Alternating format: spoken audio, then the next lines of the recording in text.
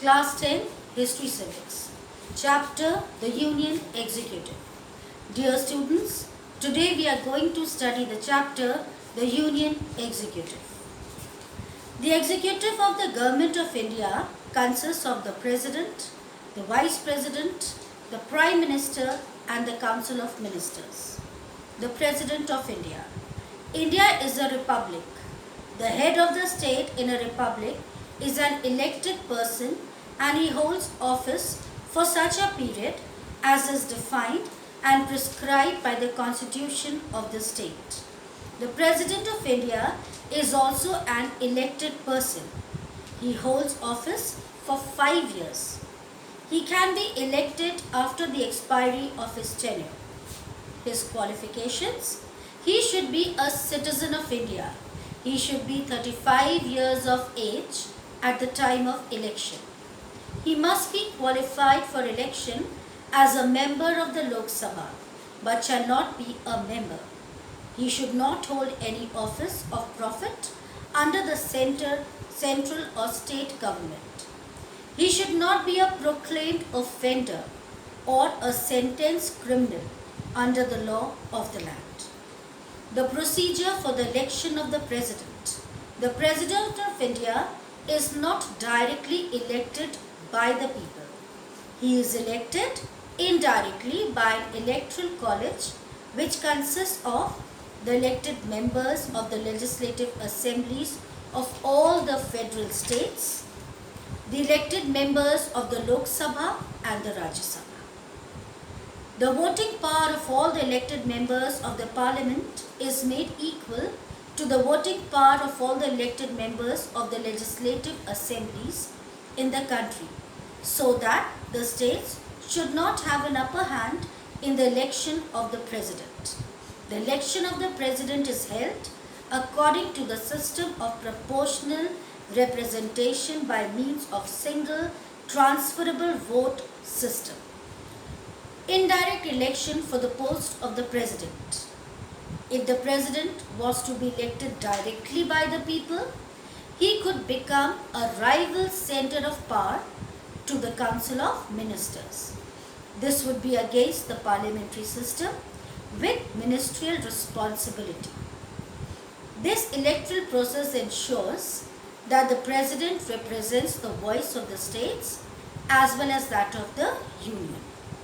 An indirect election is suitable for the post of such dignity because it will be free of corruption and other malpractices. It is a unique way of electing the head of the country without physically involving the entire pollution. If there are 2 elections, one for the members of parliament and the prime minister and another for the president, it would lead to tremendous expenditure, loss of resources, money, time and energy. Term of office. The President of India is normally elected for 5 years. His term of office can in no case be extended. His office can fall vacant under the following conditions. Death. In case of death of the President, his office falls vacant. The Vice President immediately takes over as the President. Election for the new President must be held within 6 months of the day on which the Vice President takes over as the acting President. Resignation. The President may resign before the expiry of his full term by writing a letter addressed to the Vice President of India, who will communicate the decision immediately to the Speaker of the Lok Sabha. A new President must be elected within 6 months. Till then, the Vice President acts as the President. Process of impeachment or removal. If a President begins to act against the provision of the Constitution or is found guilty of misusing his status and position or found involved in corruption, he may be impeached out of office. The process starts with charges being framed by either house of the parliament in the form of a resolution passed by a two-thirds majority of the total membership of the House. A 14-day notice signed by at least one-fourth of the total number of members has to be given. The other House investigates the charges leveled against the President.